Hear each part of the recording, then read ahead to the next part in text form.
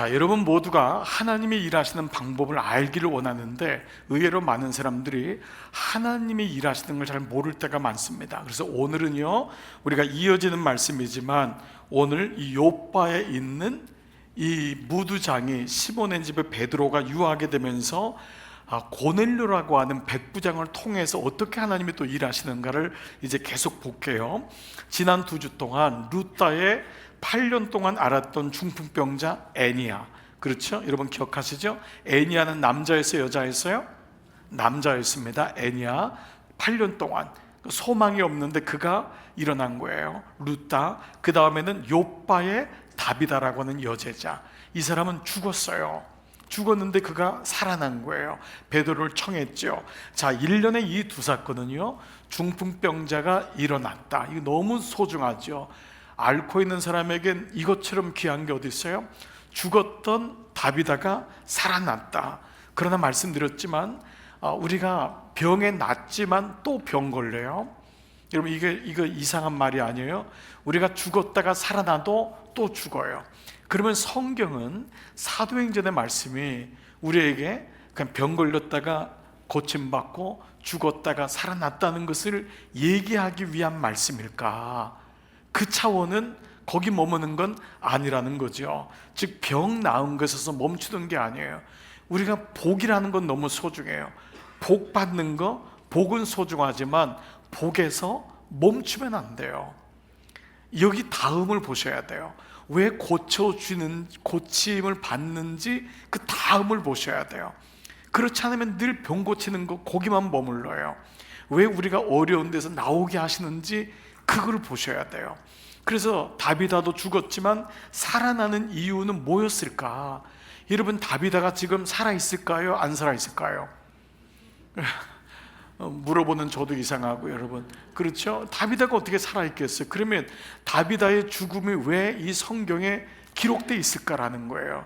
그 많은 사건 중에, 즉 이 사건은 루다와 욥바를 경우에서 가이사라에 있는 고넬료까지 지금 복음이 뭔가 움직이고 있는 거예요. 흘러가고 있다는 거예요. 즉 사도행전 9장은 사도 바울의 회심에서부터 시작했어요. 사도 바울이 회심했고, 사도 바울은 예수님 이후로 기독교에서 가장 기독교를 집대성한 사람이에요. 가장 위대한 사람 중에 하나잖아요. 그 사도 바울이 회심했단 말이에요. 그 다음에 이 사도 바울의 회심 이후에 어떤 일이 일어나느냐? 루다의 애니야가 중풍병에서 고침받고 욥바의 다비다가 살아났어요. 지금 이 사건을 지금 계속해서 말씀하고 있는 거예요. 자, 이건 뭐죠? 지금 계속 복음이 어디로 온가? 이방인에게로 흘러가고 있는 모습을 보여주고, 나중에 그 전에 여러분 기억나세요? 아나니아에게 왜 하나님 이 사울 같은 인생을 구원하십니까 했더니 이 인간, 이 사울은 이방인들을 위한 택한 나의 그릇이라고 했다고요. 이방인들을 위한 나의 택한 그릇.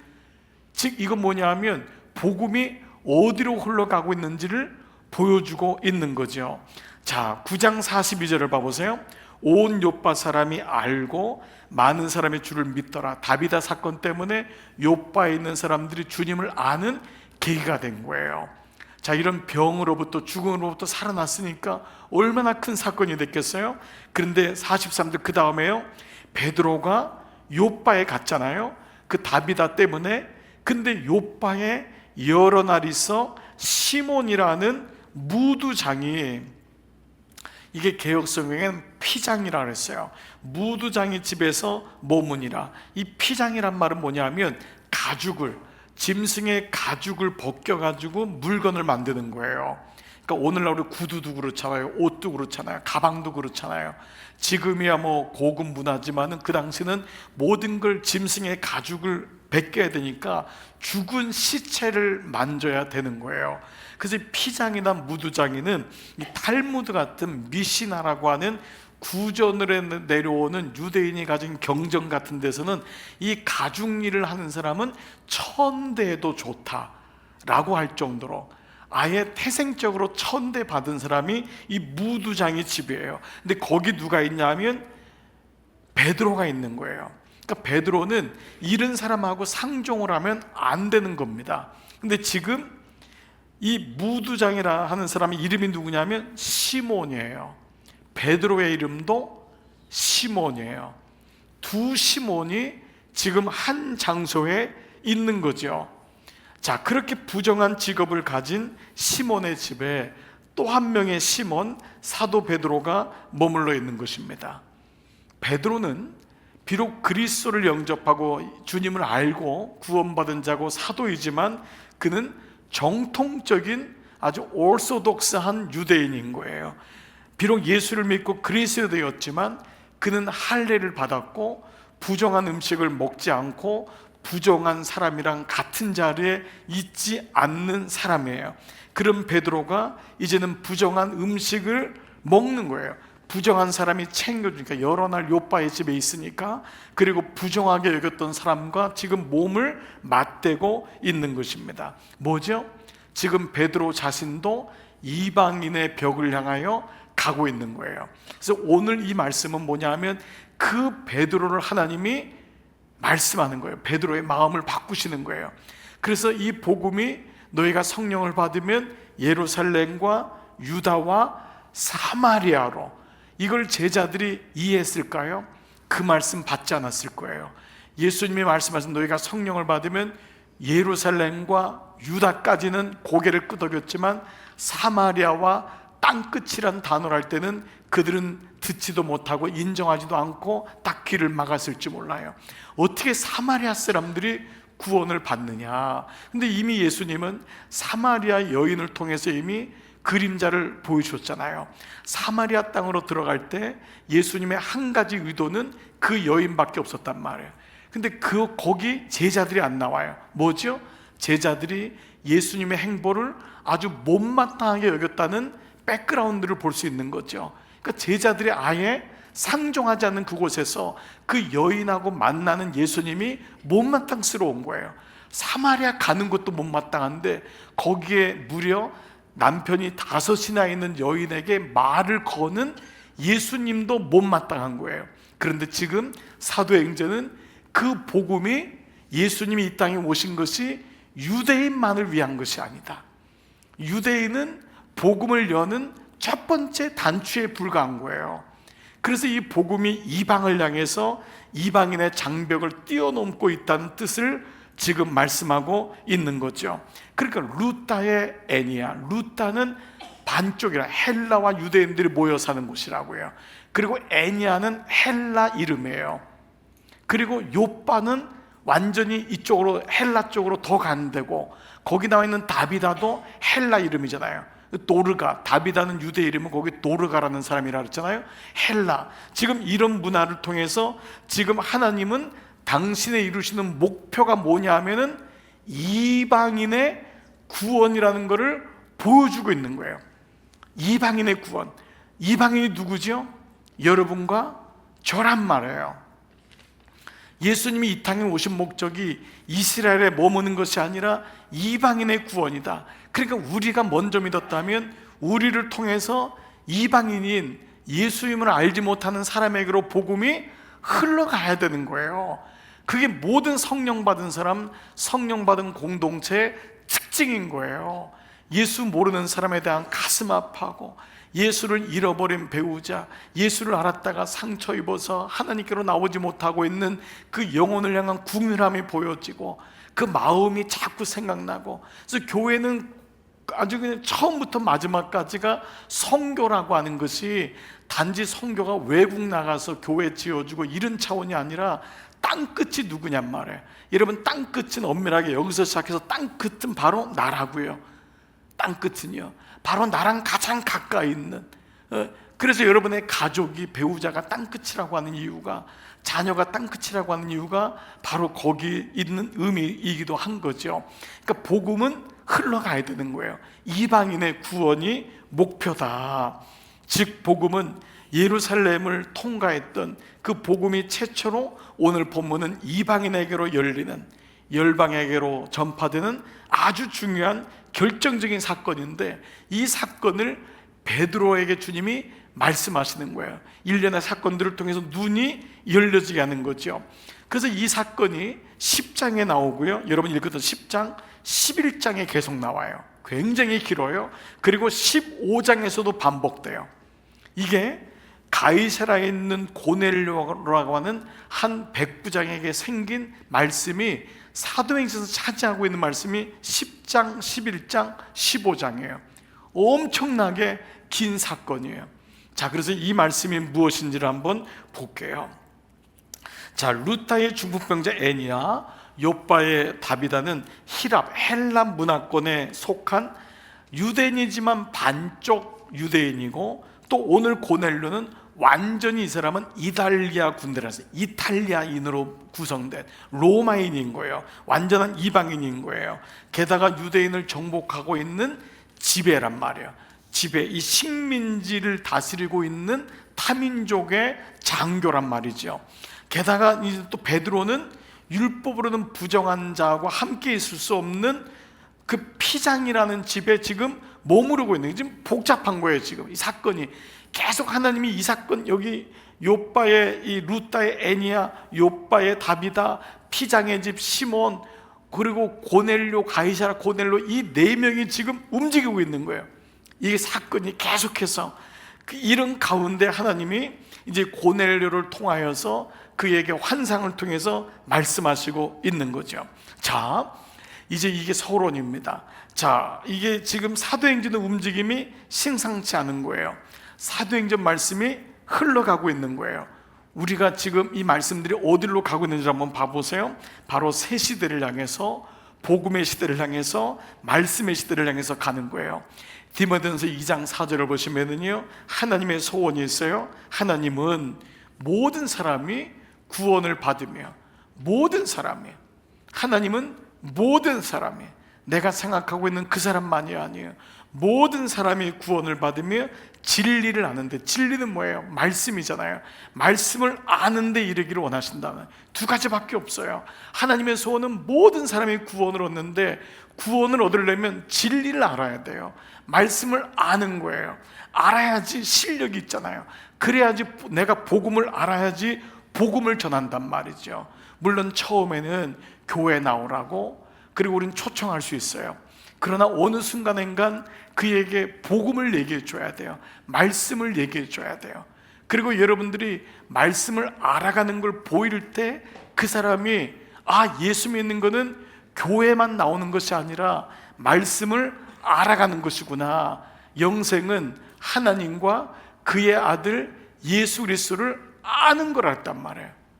영생은 천국 가는 건 결과인 거예요. 영생은 영원한 이터널 라이프는 하나님을 아는 거예요. 하나님이 어떤 분인지를, 그리고 그의 아들 예수 그리스도가 누군지를 아는 거예요. 그러니까 오늘 하나님은 이렇게 이걸 원하시는 거예요. 이방인들의 구원의 계획을 이루고자 하시는, 그래서 하나님의 시간표와 하나님의 일하심이 오늘 이 사건에 나오죠. 그런데 그때 쓰임받은 사람이 바로 오늘 이방인 백부장인 고넬료입니다. 자, 하나님은 이 이방인 백부장, 이 고넬료를 통하여서 당신의 구원 계획을 이루어 나가요. 그리고 이 고넬료에게 요빠의 집에 머물고 있는 베드로를 초청해요. 자기 집에. 그래서 고넬료는 사도행전에서 최초로 세례를 받는 이방인이에요. 1호 이방인. 그리고 최초로 온 가정이 다 예수 믿는 집이 되는 정말 귀한 가정이 됩니다. 자, 이제 좀 더 구체적으로 묵상해 볼게요. 자, 10장 1절 2절은 이렇게 시작해요. 다 같이 시작. 가이사랴에 고넬료라 하는 사람이 있으니 이달리아 부데라 하는 군대의 백부장이라. 그가 경건하여 온 집안과 더불어 하나님을 경외하며 백성을 많이 구제하고 하나님께 항상 기도하더니. 자, 하나님은 이 고넬료가 어떤 사람이었길래 이 사람을 통해서 이방인을 향한 구원의 계획을 이루시고자 하는지, 그러니까 고넬료가 어떤 사람인지를 안다면 정말 도움이 되겠죠. 왜 하나님이 고넬료를 쓰셨을까? 먼저 그의 뜻 이름은요, 창, 뿔 혹은 능력이란 뜻이에요. 고넬료의 이름은 창, 뿔. 아마 이 이름은, 이 집안 이름이 로마의 전통적인 무사 계층의 군인 계통의 가문이라는 걸 알 수 있는 게 고넬료예요. 고넬리우스라고 하는 이름은 로마의 아주 많이 보편적인 이름인데 특별히 무관집 이름이에요. 그래서 그 이름의 뜻이 뭐냐면 창, 뿔, 능력 이런 뜻이죠.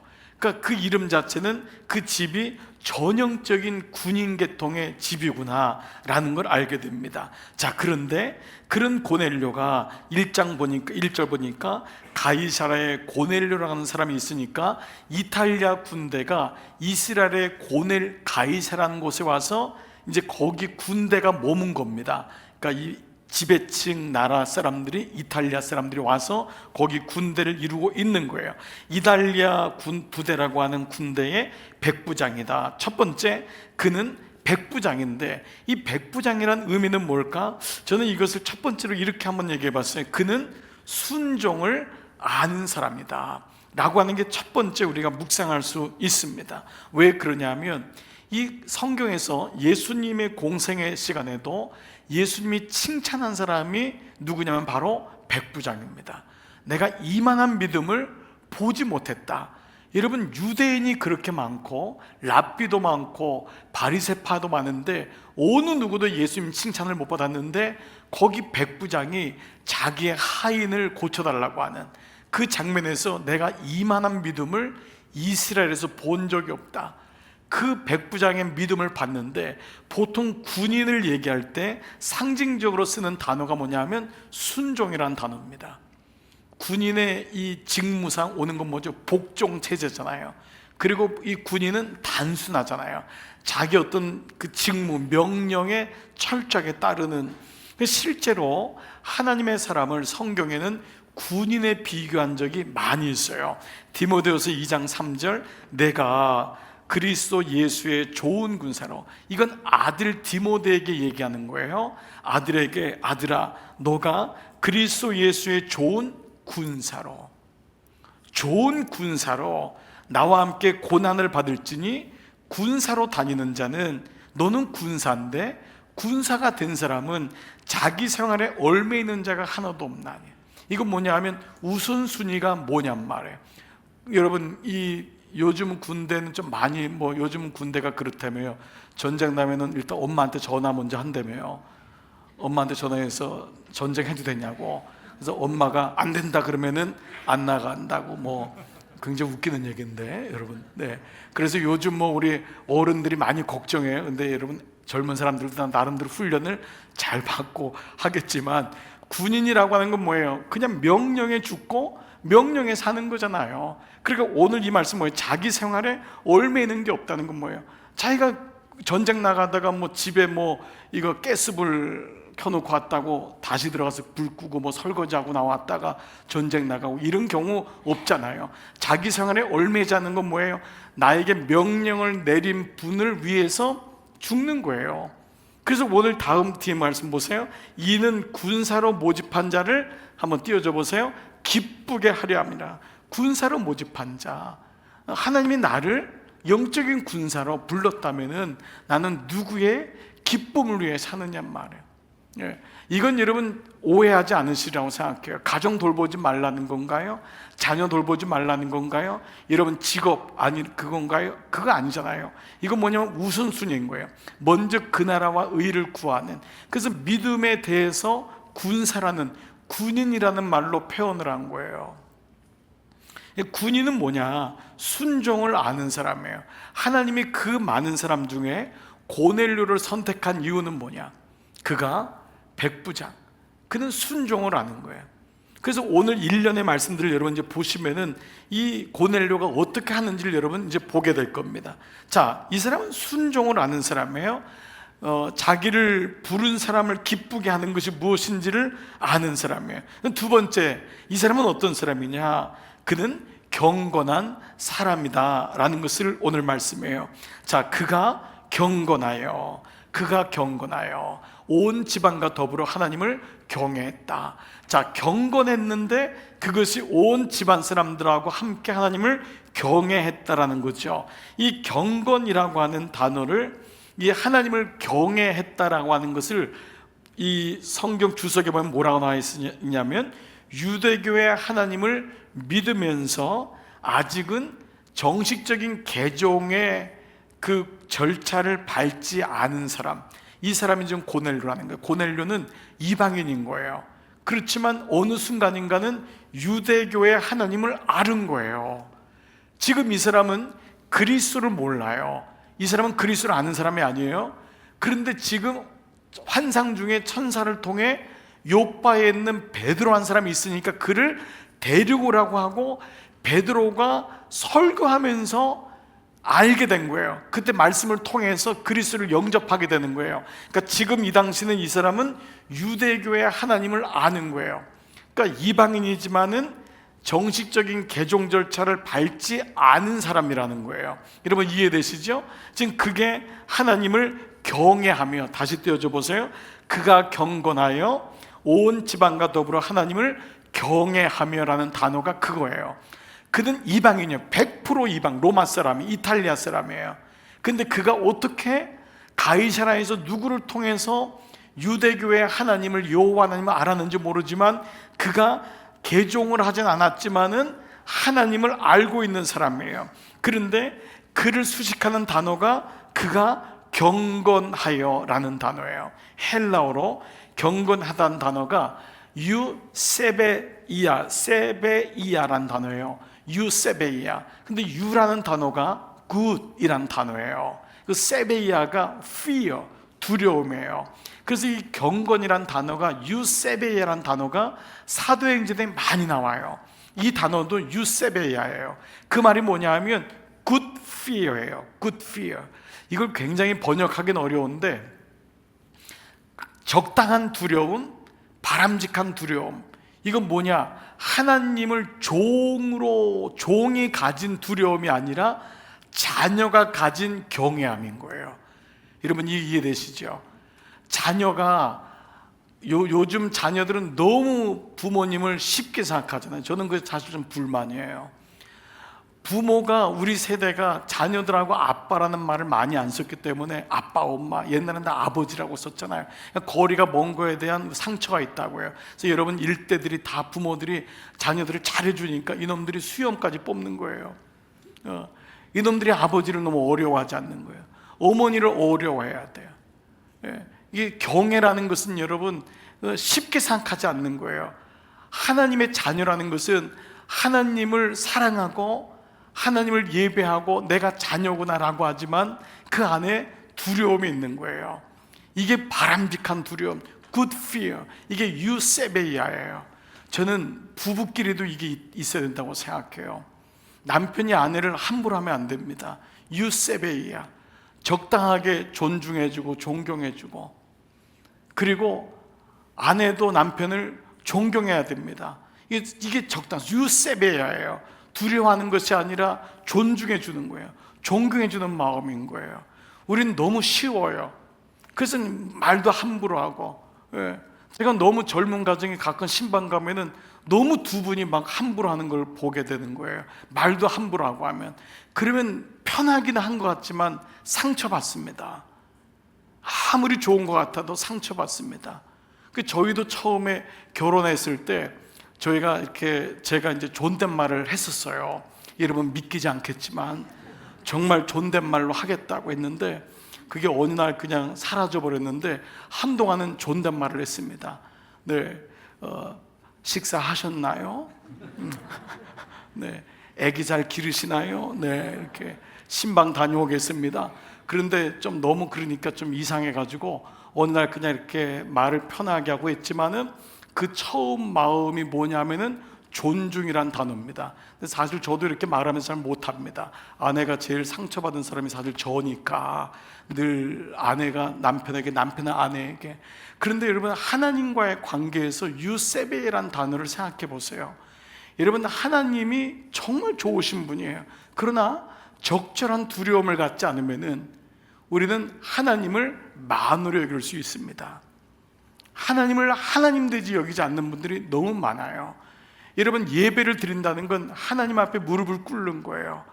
하나님을 좀 어렵게 여겨야 돼요. 귀하게 여기셔야 돼요. 그래서 사랑하는 사람끼리도 어려운 게 있는 게 참 필요하잖아요. 적절한 어려움. 그러니까 유세베이야, 그는 경건한 사람이다.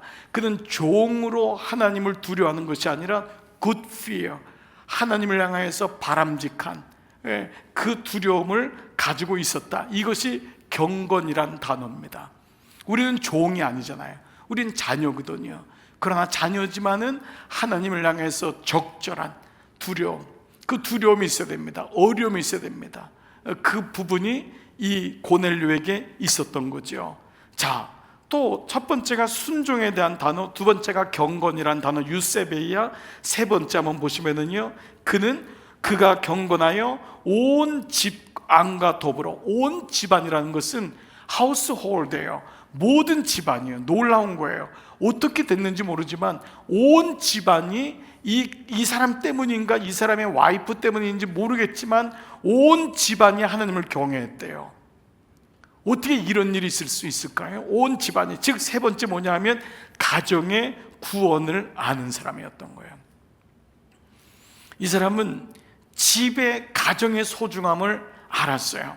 가족 공동체의 믿음이 얼마나 귀한지. 여러분, 대부분 우리가 예수를 믿으면서 마음 안타까워하는 것이 정말 이 가족이 다 예수 믿는 게 이렇게 어렵구나, 이렇게 어렵구나, 온 가족이 다 예수 믿는 게 정말 어렵구나라는 것을 보게 됩니다. 그래서 오늘 이 가이사라에 있는 고넬료를 통해 우리에게 보여주는 게 가정의 구원, 이 사람은 이 소중함을 너무도 알고 있었던 거예요. 나 혼자 예수 믿으면서 멈추지 않는 거예요. 부부가 같이 예수 믿고 거기서 멈추면 안 됩니다. 자녀가 같이 예수 믿고, 이런 믿음에 여러분들은 다 숙제고 기도의 제목일 거예요. 그러나 오늘 여러분이 현실적으로는 지금 그게 어렵더라도 우리가 기준은 놓치면 안 됩니다. 오늘 고넬료를 통해서 하나님이 이 말씀을 보여주세요. 그래서 베드로를 초청하는 게 어려운 게 아닌 거예요. 여러분, 목사 한 명을 초청해도요, 집에서 배우자가 싫다 그러면 못 가는 게 목사입니다. 목사가 가고 싶어도, 이런 목사는요, 거지하고 이 표현이사랑 비슷하대요. 오라고 하는 데는 없어도 가라는 데는 다 가는 게 목사래요. 별로 웃지 않으시는군요. 목사의 표현이, 그리고 늘 항상 뭔가를 이렇게 들고 다닌대요. 거지는 깡통을, 목사는 성경을 이렇게 들고 다니면서 늘 가면 이렇게 가서 인사하고 참 표현, 얘기해 놓고서도 참 표현이 별로네. 그런데 그 목사가 가고 싶어도 여러분들이 막 못 오는 데가 있는 거예요. 왜 그러죠? 집이 다 예수 안 믿으면은, 집이 다 복음을 모르면 모릅니다. 모르는 거예요. 저 신방 갔을 때 집에 그 다락방에 그 부인이, 남편이 있다가 들킨 가정도 있어요. 여러분도 간증 속에 그런 분이 있을지 몰라요. 여러분, 정말 저는 깜짝 놀랐어요. 예배를 드리는데 자꾸 뭐가 들리는 거야, 소리가. 그러더니 나중에 부인이 너무 안 되니까 여보 그냥 나와요 이러더라고. 그래서 그냥 2층에서 나와가지고 예배 드리고, 그래서 거기서 이분들 얼마나 무안해요. 같이 예배 드리다가 또 같이 얘기하고, 그 다음에 또 그런 게 한 번 들키니까 교회 나오게 되더라고요. 들키니까. 그래 보십시오. 여러분, 예수 다 믿는 게 어려운데 어떻게 이 사람은 가정의 구원이 이루어진 거예요. 저는 좀 소망을 뒀으면 좋겠어요. 정말 우리 가정에, 우리 집안이 다 복음을 아는, 예수를 아는 그러한 가정 되기를 축복합니다. 이 초대교회에 놀라운 이 고넬료는 본이 되었던 거죠. 자, 그러면서 동시에 여러분이 이제 한 가정이 복음화되려면 정말 미랄이 돼야 됩니다. 여러분이 먼저 예수 믿은 여러분 힘들지만 여러분이 많이 죽으시고 썩으시고, 그런데 분명히 구원의 역사가 일어나요. 그러니까 여러분 꼭 잘 견디시길 바라고요. 근데 또 하나가 이 초대교회 가족 개념의 변화입니다. 이제는 이 가이사라 여기 있는 고넬료가 온 가정이 예수 믿었지만 고넬료도 사실은 이방인이었잖아요. 그러니까 이 고넬료 이방인이었던 사람이 교회 공동체로 들어오는 거예요. 루따에 있는 욥바가, 그리고 루따에 있는 에냐가, 그리고 욥바에 있는 다비다가 공동체 안으로 들어오듯이 이방인이었던 사람이 가족으로 들어오는 거예요. 근데 이미 이것은 예수님이 우리에게 말씀하신 거예요. 여러분 기억나세요? 자, 마가복음 3장에 보시면 32절에 무리가 예수를 둘러앉았다가 여짜오되 보소서 당신의 어머니와 동생들과 누이들이 밖에서 찾나이다. 그러니까 이 무슨 말인지 아시죠? 예수님의 어머니가 온 거예요. 동생들하고 누이들이 밖에 찾는 거예요. 이 사람들은 예수님을 이해를 못했던 거예요, 그 당시에. 그러니까 혈육이 왔지만 예수님이 뭐라고 하세요? 누가 내 어머니이며 동생들이냐 하면서 둘러 앉은 자들을 보시고, 그 방 안에 둘러 앉은 자들을 보시며 이르시되 내 어머니와 내 동생들을 보라. 예수님 말씀하셨잖아요. 누가 내 어머니냐, 누가 내 동생들이냐. 이 사람들을 방 안에 같이 예배드리던 예수님과 함께 있었던 그 사람들을 보면서 이 사람들은 내 어머니요, 이 사람들은 내 아버지요, 이 사람들은 동생이다, 그 마음을 보여주는 거예요. 이게 초대교회 영가족의 변화인 것입니다. 그래서 여기서 나온 게 바로 아나니아가 사도 바울을 처음 만났을 때 형제요 라고 하는 아델포스라는 단어가 거기서 쓰여진 겁니다. 형제요. 우리 모두가 형제인 거예요. 정말 여러분 가만히 생각한다면 정말 믿음의 공동체 안에 있는 우리만큼 이렇게 자주 모여 예배를 드리고 은혜를 나누고 인사하고 너무너무 소중한 겁니다. 정말 귀하지 않을 수가 없잖아요. 그러니까 여러분이 이 가족에 대해서 눈을 뜨는 것, 특별히 영가족에 눈을 뜨는 게 너무 소중하다.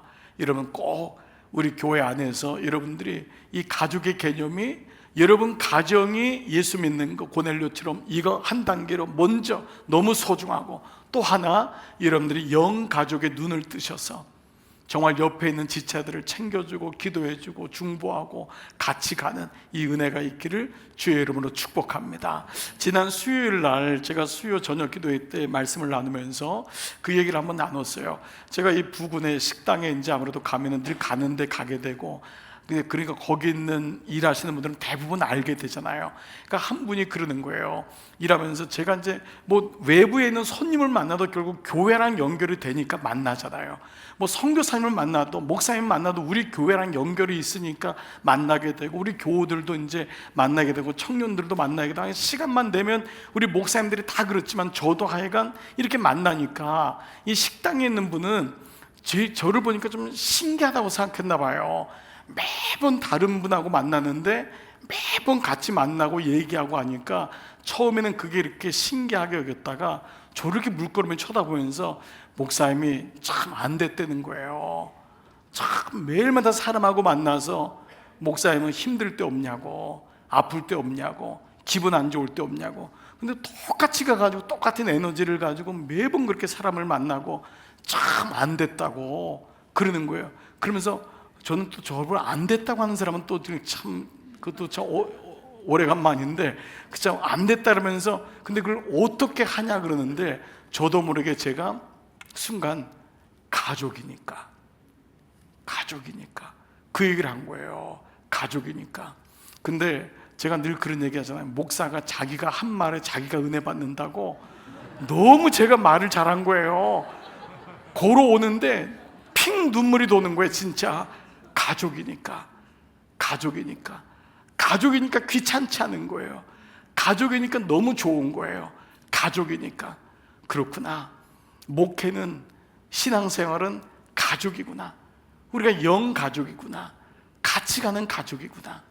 그러니까 그분이 눈을 동그랗게 뜨고 한참 쳐다보더라고요. 이해를 못하니까. 그렇습니다 여러분. 초대교회 때 생겼던 새로운 영가족의 개념, 이게 가족입니다. 여러분이 여기 정말 믿음으로 눈을 떠지기를 주의 이름으로 축복합니다. 그래서 여러분이 기도하면서 그 한 분을 위해서 기도하고 마음을 쏟고, 하나님이 다 아세요. 그 마음을 아세요. 여러분들이 그 귀한 마음을 다, 그게 우리가 목회하고 목양하는 거죠. 자, 네 번째, 이 고넬료는 어떤 사람이냐, 구제와 기도의 사람이었던 것을 알게 돼요. 2절을 봐보세요. 백성을 많이 구제하고 하나님께 항상 기도하더니. 근데 이 단어가 뭐냐, 많이 구제하고 항상 기도했다. 그 둘 다 충분한 거잖아요. 그런데 구제와 기도가 거의 같은 선상에 있음을 보게 돼요. 이게 뭐냐면 내면의 영성이 기도라면은 외면의 삶이라는 건 구제라는 거죠.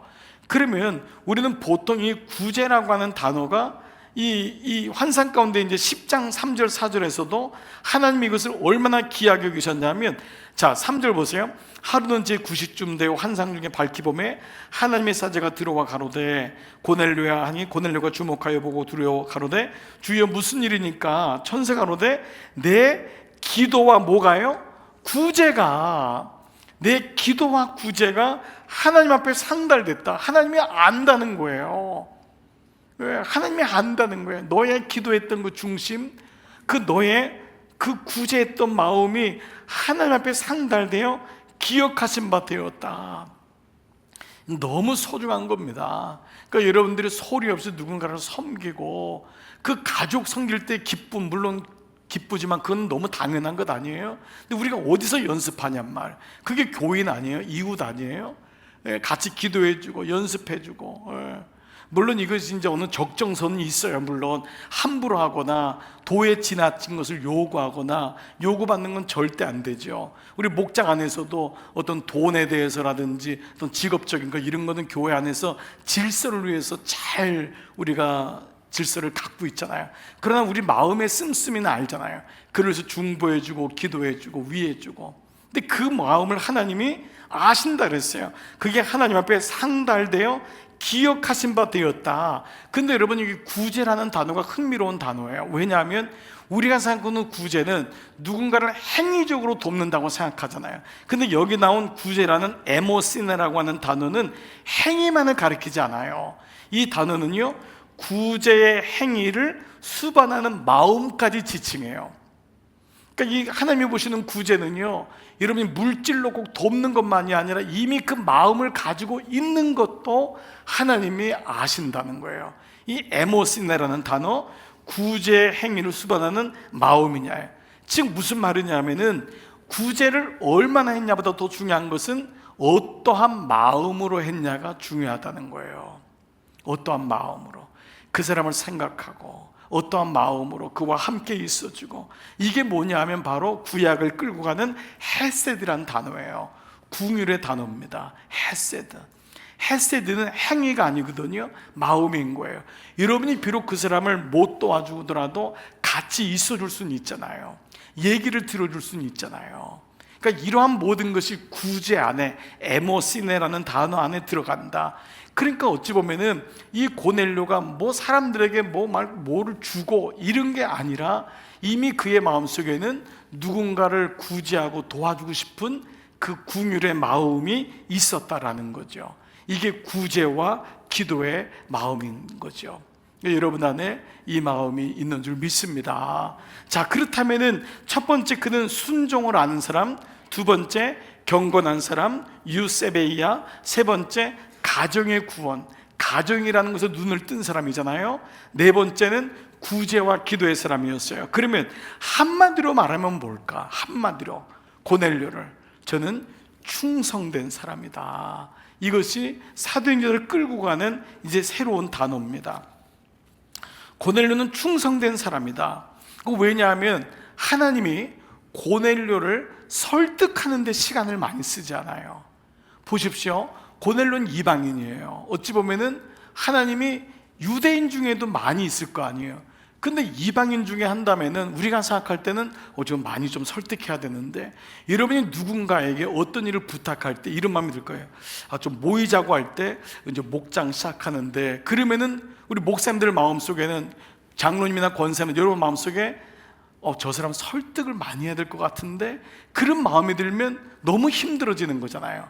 그런데 이 고넬료는 설득이 필요가 없었어요. 하나님이 그냥 꿈에서 이 환상 가운데 말했는데 이제 이 과정이 이루어지는 거예요. 즉 성경을 보면은 하나님이 설득하는 데 시간을 쓰지 않아요. 그래서 여러분이 잘 아는 디모데후서 2장 2절 보면은 또 내가 많은 증인 앞에서 내게 들은 바를 충성된 사람에게라 그랬어요.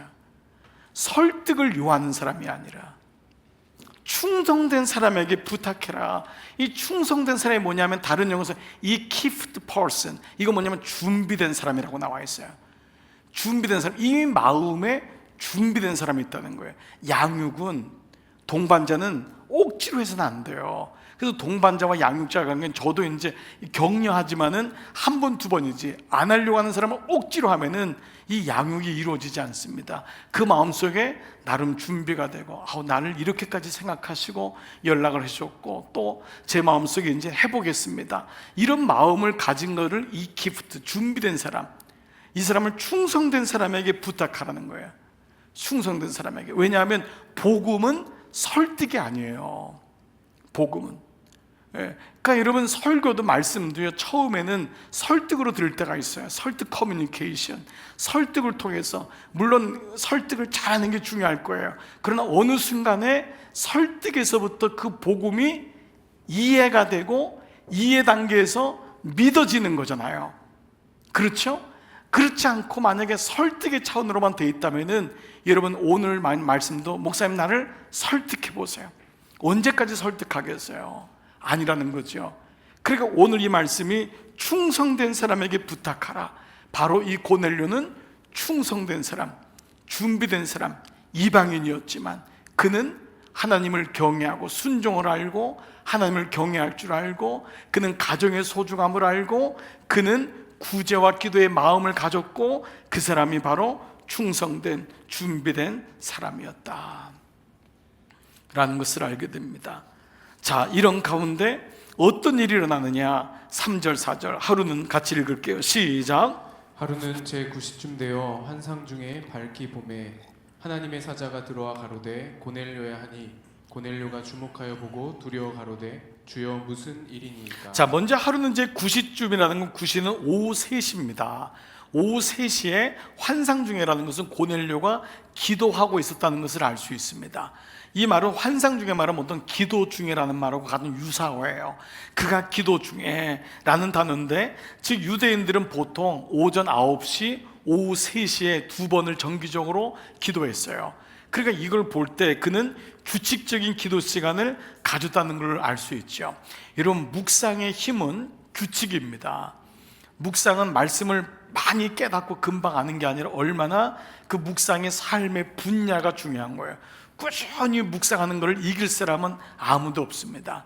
그러니까 여러분, 오늘 이 고넬료는 뭐냐 하면은 갑자기 기도 중에 임한 것이 아니라 그의 삶에 기도 시간이 있었다는 거예요. 그의 삶에 묵상의 시간이 있었다는 거예요. 그 시간에 하나님의 음성이 들린 거죠. 하나님의 사자가 고넬료야 하니, 고넬료가 주목하여 보고 두려웠는데, 이 두려워가 경외하는 말하고 다 똑같은 말이라는 걸 알죠. 무슨 일입니까? 라고 하는 걸 보여주죠.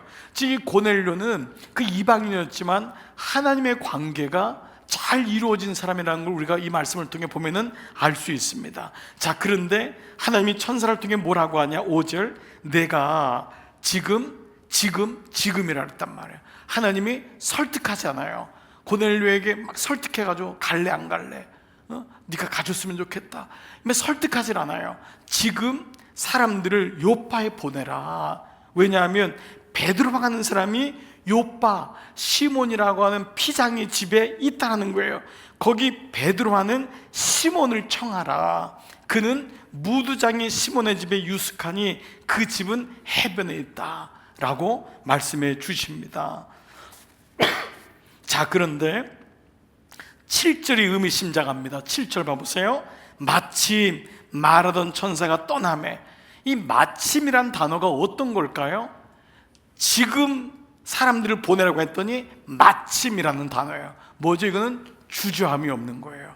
그 말씀을 듣고 마침 그 말하던 천사가 떠나매. 그래서 이 말씀의 다른 성경은 이 말을 하고 떠나자, 이 말을 하고 떠나자 고넬료는 명확하게 하나님의 명령을 받은 거예요. 그래서 어떻게 하죠? 집안 하인 둘과 부하 가운데 경건한 사람 하나를 불러서 이 일을 다 얘기해요. 지금 자기에게 있었던 일들을 얘기하고 그들을 요바로 보냅니다. 첫 번째, 이 고넬료에게 왜 그가 순종하는 사람이냐? 그는 주저하지 않아요.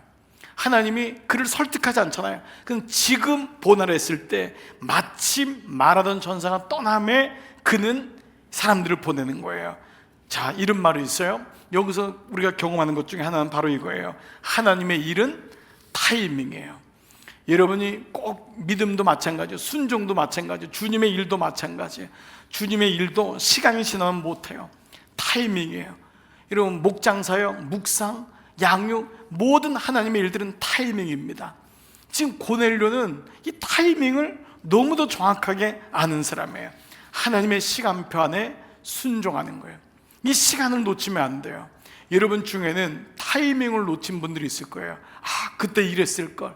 그러니까 이 타이밍을 아는 사람은 늘 하나님의 일을 볼 줄 알아야 돼요. 그리고 이 시간이 하나님의 시간표구나, 늘 깨어 있어야 돼요. 이게 환상 중에 있다는 것은 그냥 비몽사몽간에 이게 아니라 지금 고넬료의 말 가운데 뭐예요? 깨끗한 거예요. 클리어한 거예요. 깨어 있는 거예요. 이게 지금 고넬료의 영적 상태인 거예요. 그가 말씀을 묵상하는 중에, 기도하는 중에 그게 천사가 나왔을 때 고넬료하니 네, 제가 여기 있습니다. 두려워해서 주님, 제가 무엇을 할까요? 이 말씀하잖아요. 주여, 무슨 일입니까? 이런 과정은 고넬료의 평상시의 삶이 어땠는지를 보여주고 있습니다. 깨어있으라. 깨어있는 것, 이것은 뭐냐면 하나님의 시간표에 대해서 늘 깨어있는 거예요. 하나님이 어떻게 일하시는가, 이게 없으면 어려운 거예요. 여러분이 왜 사회적으로도 중독이라고 하는 것, 마약이라고 하는 걸 왜 중독이 무섭냐면, 중독은 깨어있을 수가 없어요. 거기 취해 있는 거예요. 완전히 정신적으로 함몰시켜버리는 거거든요. 이게 무서운 거거든요. 깨어있는 거 뭐예요? 반대잖아요. 세상은 우리를 중독시키는 거라고요. 근데 거기 영적으로 깨어있는 것, 이게 너무 소중한 거예요. 하루를 시작하며 하루 살면서 하루 동안 깨어있을 때 하나님의 음성이 들리는 거예요. 고넬료에게만 하나님 말씀하지 않습니다. 오늘 여러분과 저에게도 하나님 말씀하세요. 하나님이 목사님에게만, 목회자들에게만 말씀하지 않습니다.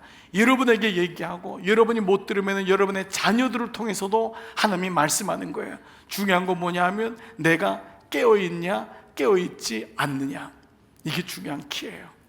고넬료하니 예, 제가 여기 있습니다. 예, 무슨 일입니까? 예, 바로 이 말인 거예요. 다시 3절 4절을 크게 보면은 고넬료하니, 고넬료가 주목하여 보고 두려워. 주목하여. 그러니까 고넬료는 정신이 명확한 거예요. 하나님 말씀에 깨어 있었던 거예요. 이게 중요하다. 하나님의 일은 타이밍이다. 하나님의 시간표를 줄 때 깨어 있어 보십시오. 하나님의 지혜를 구하십시오. 하나님의 일이 어떻게 진행되는지를 보시기 바라요. 타이밍입니다. 나는 하나님이 주신 시간을 잘 분별하고 있는가? 하나님이라고 하는 카이로스라고 하는 시간이 있어요.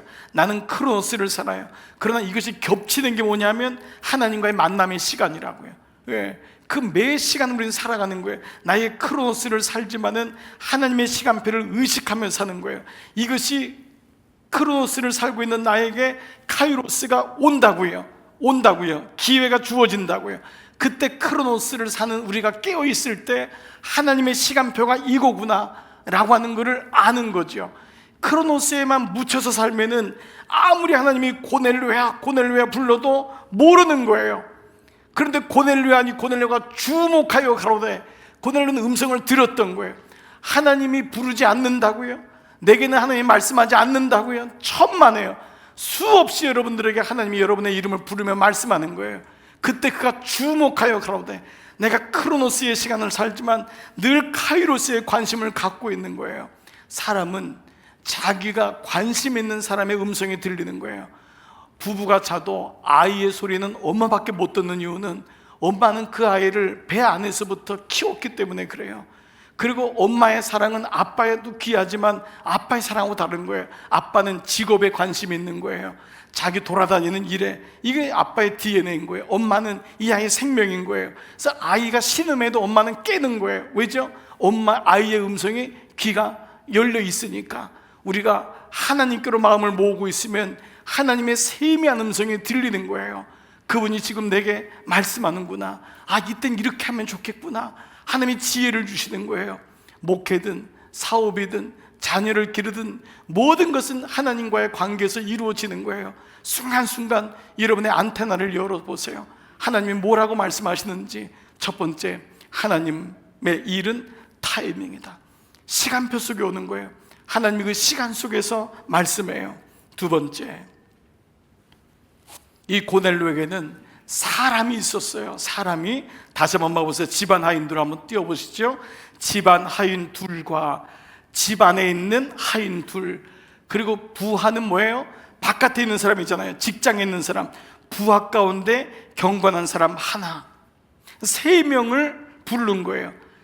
이 요빠라는 곳에 가까운 데가 아닌 것 같아. 그러나 1명 보내기는 어렵잖아요. 3명이 가서 베드로를 설득하든지 끌고 오든지 초청해서 와야 되니까 1명 들어가면 안 되는 거예요. 3명이 가서 그 고넬료의 마음을 그대로 얘기해야 되잖아요. 감동받은, 우리 주인이 이런 분인데 이분이 하나님 만나가지고 당신을 데려오라고 합니다.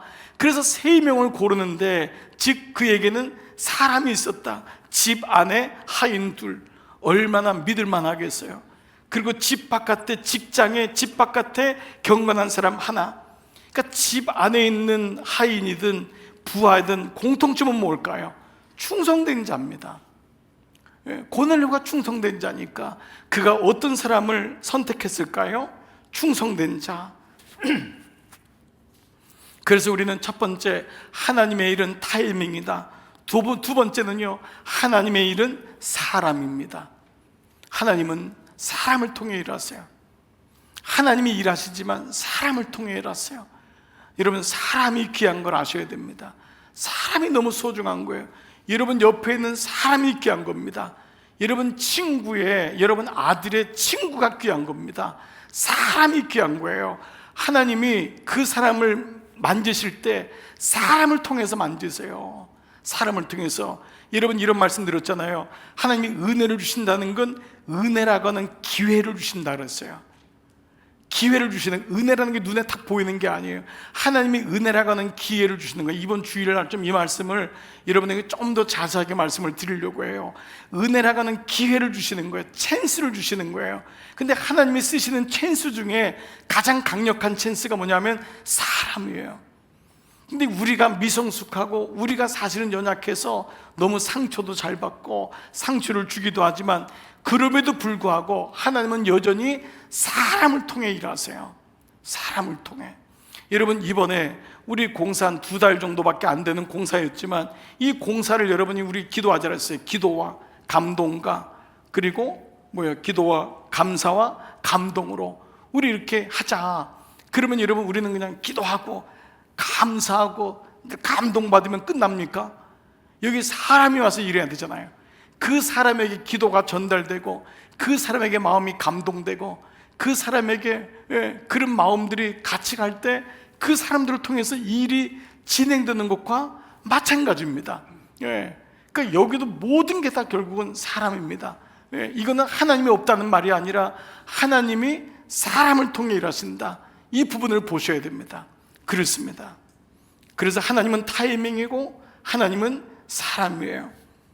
자, 여러분이 이제 이 일을 다 이 두 사람에게 뭐라고 했냐면, 이 일을 다 이루고, 지금 이 고넬료는 자기의 하인이고 부하였지만 자기의 심중에 있는 말을 다 얘기합니다.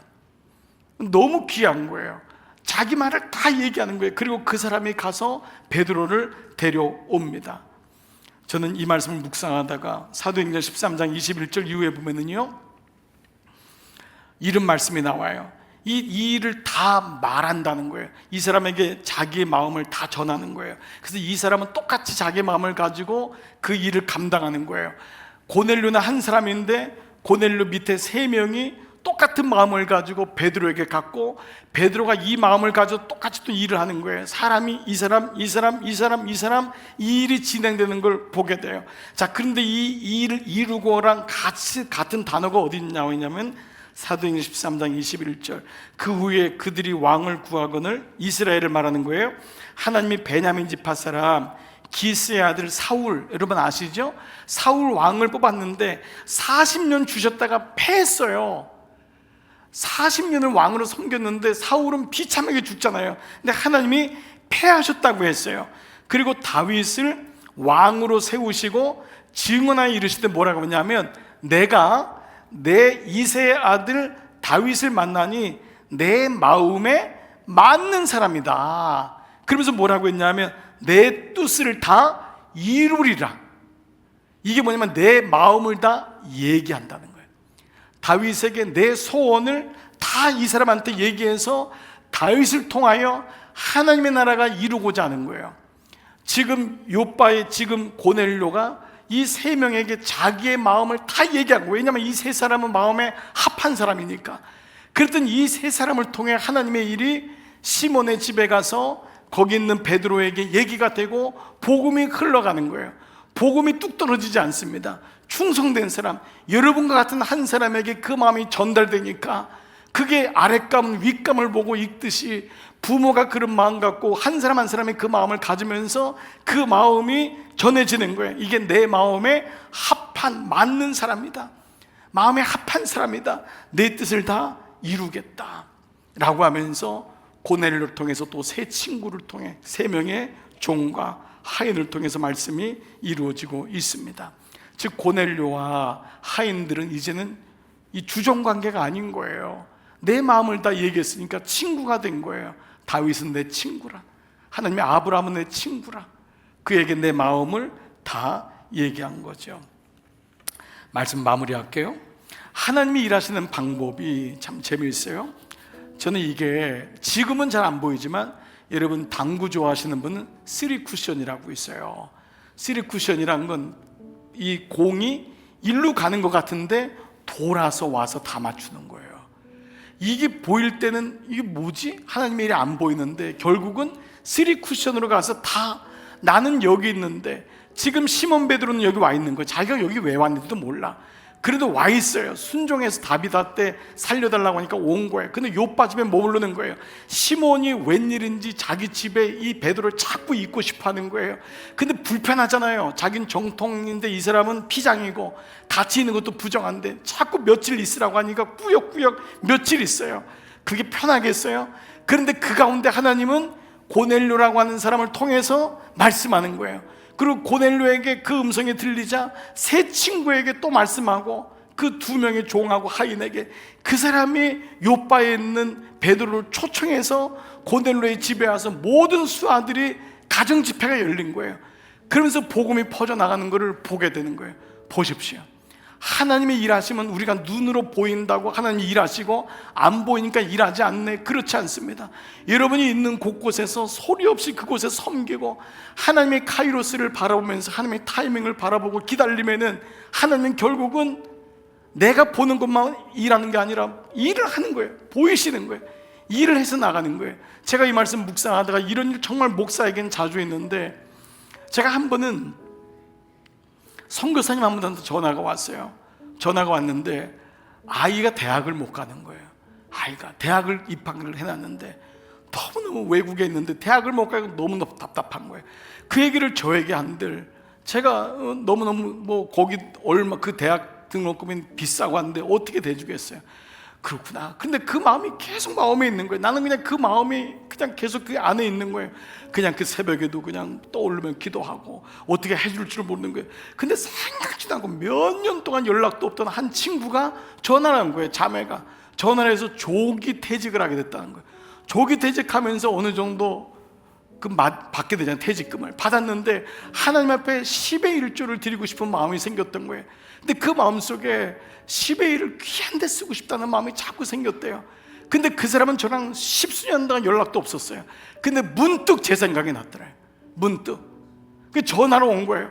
전화 왔는데 그 자초지종을 얘기하는 거예요. 제가 뭐라고 했을까요? 그 아이가 생각이 난 거예요. 어떻게 너는 나한테 얘기했냐? 이건 뭐 거리적으로도 말도 안 되는 거예요. 그런데 하나님은 생각지도 않게 그렇게 일을 하시는 거예요. 여러분 보십시오. 이런 일들은 너무너무 많아요. 우리가 그 자리에서 하나님의 음성을 듣고 서로가 주님을 바라볼 때 하나님은 그렇게 연결시켜줘요. 우리가 꼭 눈에 보이는 것만 하나님의 일이라고 생각하시면 안 돼요. 지금도 하나님은 일하고 계신 줄 믿습니다. 여러분이 하나님의 시간표를 잊지 마세요. 그리고 그분을 바라보세요. 고넬료의 자리를 가지세요. 그리고 여러분의 마음을 나눌 수 있는 그런, 여긴 수하의 두 종 하인이라고 했지만 그런 믿음의 친구들과 함께 나누고, 그런데 그때 하나님의 일이 일어나는 거예요. 작은 일들인데 일이 일어나는 거예요. 지난주에 제가 섬기고 이렇게 자비랑으로 섬기고 오랫동안 했던, 지난번에 한번 소개했던 원바디라고 하는 거기 대표 이사가 왔어요. 그분이 20대 때 만났었어요. 저를 20대 때, 미국에서 20대 만났을 때 뭘 하겠어요. 근데 그 한동대학교 나온 그 사람이 그렇게 최선을 다하고 믿음으로 하는데 그걸 도와주고 섬기고, 근데 하나님의 사람들을 붙여주기 시작하는 거예요. 하나님의 일하는 거를. 이게 놀라운 거예요. 내가 누굴 만나서가 아니라 하나님의 사람들을 붙여주는 거예요. 하나님이 3쿠션의 명수구나. 하나님은 진짜 당구를 진짜 잘 치시는구나. 3쿠션이랑 5쿠션, 6쿠션, 7쿠션을 치는구나. 이게 막 도와주는 거예요. 여러분, 그 20대, 30대들이 모여가지고 그 사람들이 기도했는데 지금 1년에 140억을 가지고 돕는다고요. 140억을 가지고 선교사님 3,000명을 돕고 있어요. 생각해 보세요. 하나님의 일하심이 이런 거예요. 이게 130억이든 1,300원이든 300원이든 중요한 건 뭐죠? 각자의 삶 속에 하나님의 일하심을 신뢰하고 내 눈에 보이지 않는다고 낭망하지 말고 그 하나님을 고넬료의 자리에서 바라본다면 하나님은 여러분에게 계속 말씀하는 거예요. 여러분, 어떤 분은 저도 우리 교회 여러분을 나를 위해서 초청했구나, 나를 위해서 여러분처럼 귀한 분을 부르셨구나. 어떤 분은 나를 위해서 목사님을 불렀다고 하는 분이 있어요. 내가 그런 얘기를 들으면 너무 황송하지만은 그분에게 그 고백이 저의 고백이기도 한 거예요. 나 때문에 저 장로님을 부르셨구나, 저 집사님을 부르셨구나. 우리는 사람이 소중함을 깨닫는 거예요. 하나님이 일하고 계시는구나. 그거를 신뢰하고 나가는 것이 사도행전인 거예요. 여러분은 하나님의 손 안에 있는 사람인 줄 믿습니다. 하나님이 한 분 한 분을 향한 놀라운 계획을 가지고 있습니다. 이 마음을 가지고 한 해를 마무리하십시오. 절망하지 마십시오. 근간에 들려오는 연예인들의 안타까운 소식은 너무 가슴 아픈 얘기들이 많아요. 여러분, 절대 포기하지 마시고 스스로를 함부로 여기지 마시고 끝까지 하나님의 일하심을 신뢰하십시오. 어떤 죽음에 대해서 함부로 얘기하는 건 어렵지만은 그 가운데서도 성령님은 우리를 다시 일으키시고 살리시는 분이신 줄 믿습니다. 오늘 2023년도 마지막 금요 성령 집회, 여러분 내년 한 해도 기도와 이 말씀의 자리에서 여러분 꼭 자리를 지키시고 우리 승리하시는 여러분 다 되시기를 주의 이름으로 축복합니다.